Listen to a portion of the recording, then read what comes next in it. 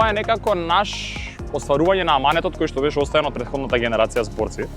Бидејќи кога се запознавме со нив, односно кога се запознавме со професорката Илена Јакимовска, она ни спомна дека во 2014 во кафичот Среша една вечер се собрала тогаш на трешната јазично револуционерна организација зборци и одлучиле дека нашиот јазик му треба освежување, дека на нашиот јазик му треба некоја одредена нова динамика и така го формирале практично зборци. Се случил животот помеѓу 2014 година и 2017, за жал зборци не успеале да остварат голем дел од нивните идеи што ги имале, но професорката тогаш напишала еден манифест кој што во последната точка пишуваше дека оваа идеја останува во светот на идеите за некоја наредна генерација на зборци, но со аманет дека треба да организираат манифестација која ќе се вика зборотворба на годината. Ние, која ја прифативме таа улога дека сме носители на идејата во денешното време, одлучивме дека би било достојно да ги испочитуваме со организација на овој настан, на оваа манифестација или јас сакам да кажам на оваа приредба или роденденски поклон на македонскиот јазик, така да заради тоа сме денеска тука.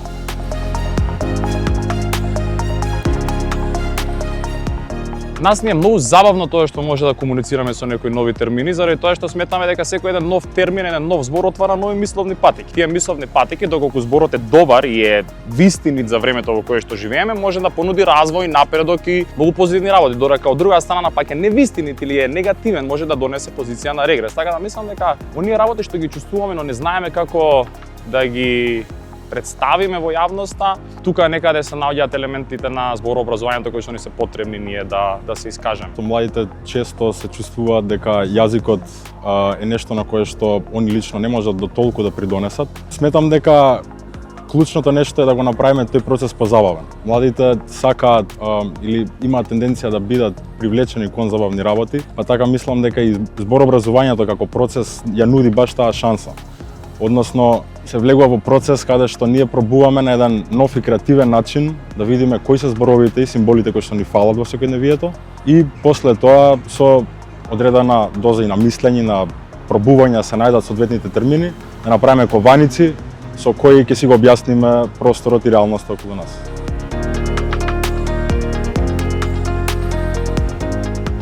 Планираме да продолжиме да објавуваме нови зборови.